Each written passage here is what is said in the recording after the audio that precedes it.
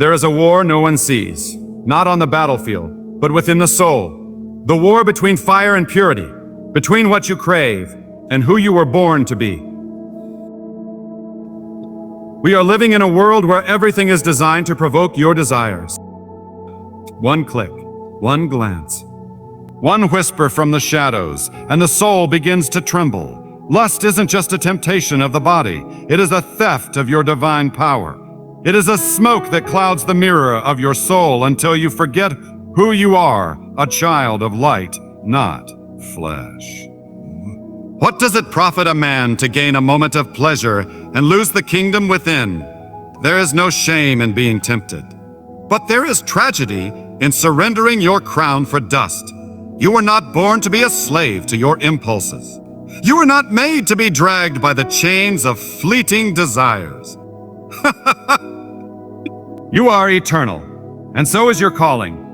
Lust is loud, yes, but the soul speaks and whispers, and it waits for you to listen again. Oh, blessed is the man who conquers himself, for he has slain 1,000 armies without raising a sword. Let me speak not to your ears, but to your spirit. Let me remind you what this life truly is: a battle for mastery, a return to purity, a remembrance of your sacred identity. Today is not just a video. This is a mirror.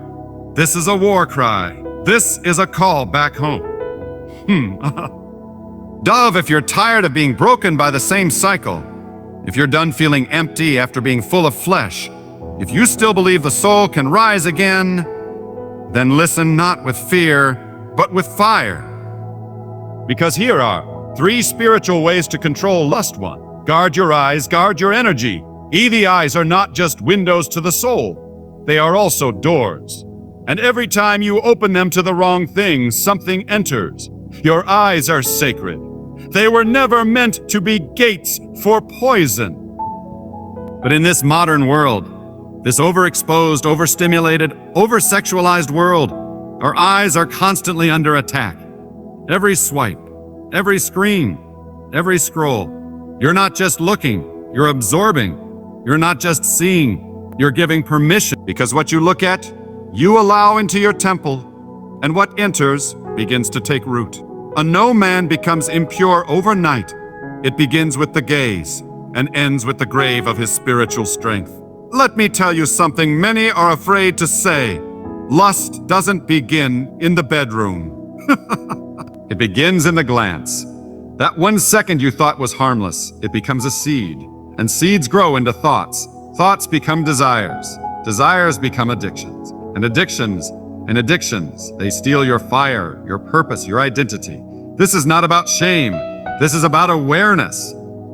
Because when you realize the sacredness of your energy, you stop giving it away for cheap.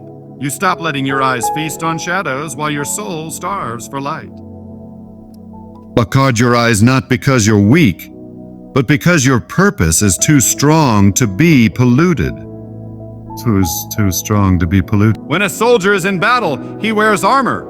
You are in a spiritual battle, and your first armor, your eyes, your gaze is spiritual currency. Don't spend it on things that bankrupt your spirit. Every time you stare at impurity, you are trading your divine energy for a moment of flesh that leaves you emptier than before.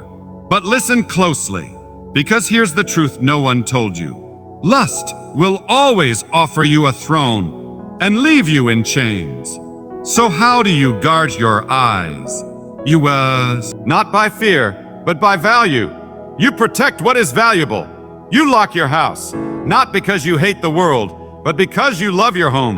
Your eyes are the gatekeepers of your focus. And whatever you focus on, you become. What if you started gazing at purpose, at truth, at beauty that builds the soul instead of tearing it down? Look at nature. Look at scripture. At people with honor, with light. Look at yourself in the mirror and see the warrior trying to rise. Because every second you don't give to lust is a second you give to strength. There is no power greater than the man who can look away, because he knows what's inside him is more sacred than what tempts him. We live in a world where people tell you it's okay to look. Just one Glance.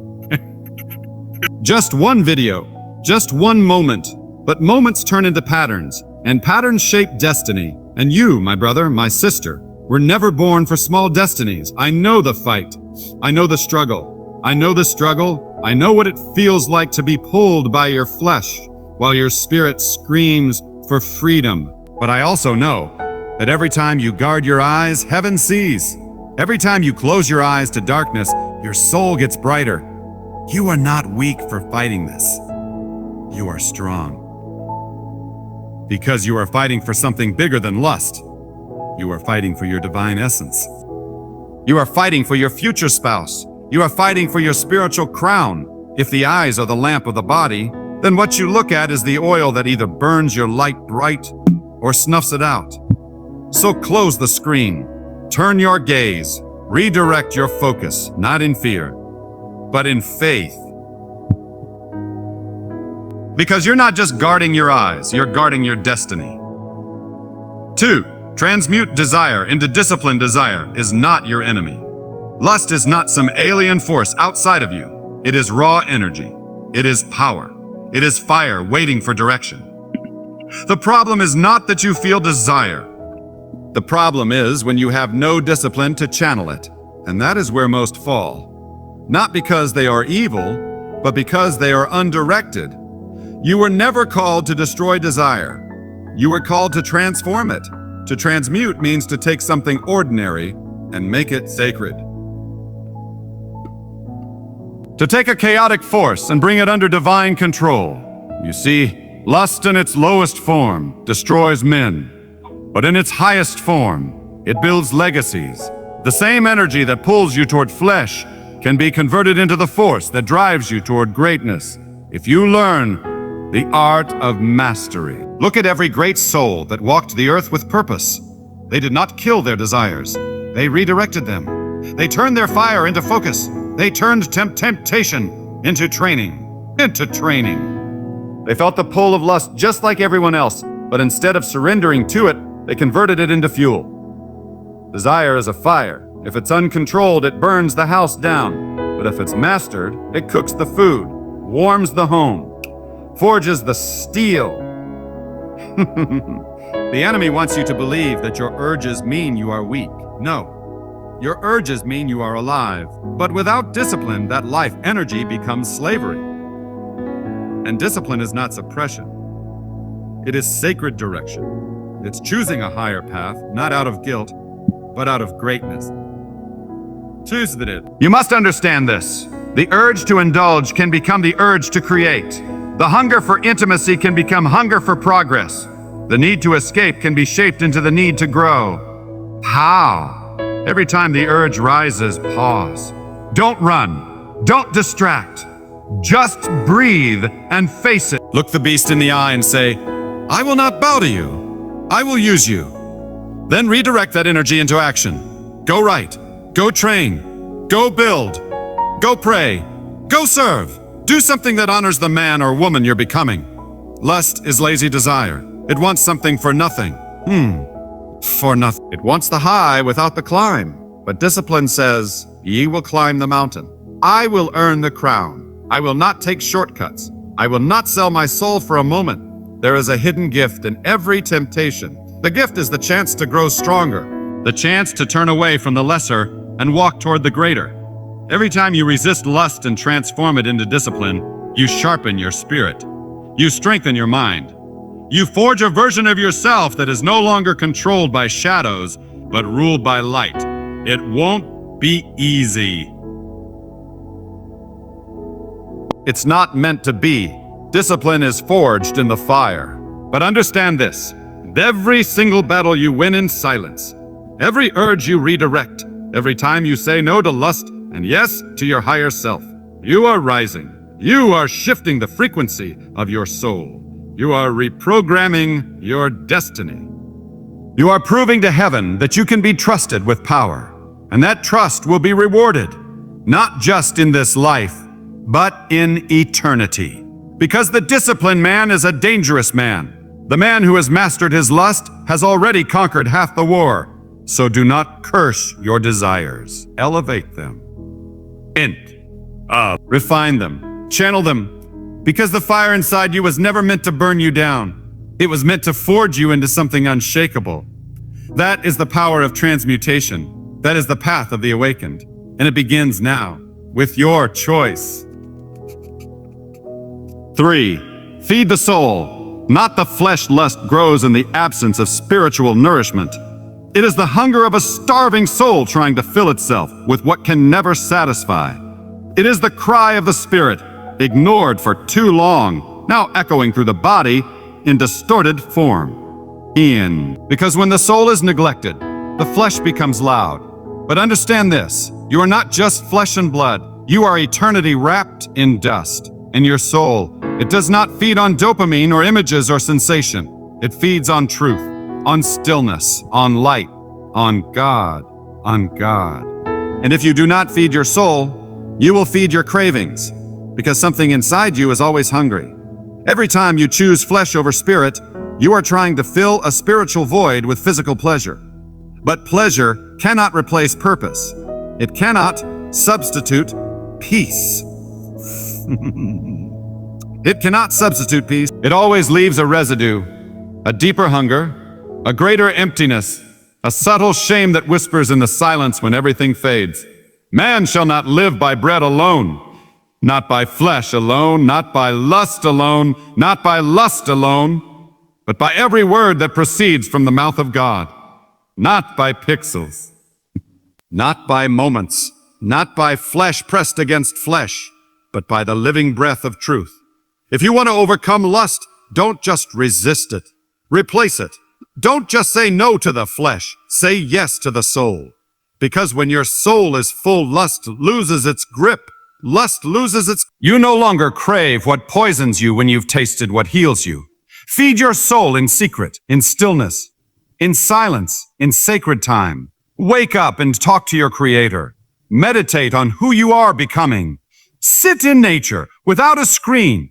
Read truth, not just for knowledge, but for awakening. Fast, not just from food, but from noise, from temptation, from addiction. Because every time you say no to the flesh, you say yes to the divine. Every time you silence the craving, your soul speaks louder. Every time you feed the soul, the appetite of the body shrinks. You don't kill lust by yelling at it. You kill it by starving it. And you starve it by feeding the soul something greater, something higher, something eternal. The most powerful men and women in history were not just disciplined. They were fed, spiritually full. Spiritually full. They knew how to burn with purpose, not just pleasure. They were lit from within. And that fire cannot be seduced. When you feed the soul, your eyes change, your desires change. What once enticed you now disgusts you. Because the soul, when it tastes the divine, can no longer be satisfied by shadow. You must choose what you will be ruled by, the groans of the flesh or the whispers of the spirit. One leads to chains, the other to freedom. You are not weak for craving. You are not weak for craving. You are weak only when you forget to feed your essence. You are strong when you recognize that real power doesn't come from indulgence. It comes from alignment. Alignment with what is sacred. With who you truly are. With why you were born. You were not created to be a slave to your lower self. You were created to walk in light, to carry fire, to move with sacred weight. That version of you already exists. But he will only rise when the soul is fed. So turn off the noise, close the screen, still the body, and listen. Your soul is starving. Feed it and watch the chains fall off. I have explained all 3 ways. How to guard your eyes and your energy. How to transmute desire into discipline. And how to feed your soul instead of your flesh. Now the choice is yours. You don't need to wait for the perfect moment. You don't need to be flawless to begin. You just need to decide, right here, right now, that your soul is more valuable than your urges, that your purpose is greater than your pleasure, and that your destiny is more powerful than your distractions. No one becomes pure by accident. No one becomes strong by staying comfortable. And no one reaches their higher self without war. But this is a war you were born to win. Not with fear, but with fire. Not with shame, but with sacred awareness. You're not weak for fighting. You're chosen because you still care. You still feel the pull to become more than what the world wants you to settle for. And that hunger to rise, that voice inside you whispering, there's more than this. That is your soul, still alive, still reaching for the light. Still reaching for the light. Every time you say no to lust, you say yes to freedom. Every time you look away, you rise. Every time you choose spirit over flesh, you evolve. And even when you fall, if you choose to get back up, you've already won. So keep fighting, keep rising, keep guarding what's sacred inside you. Because purity is not the absence of temptation. It's the presence of honor. And your soul, it was always meant to shine.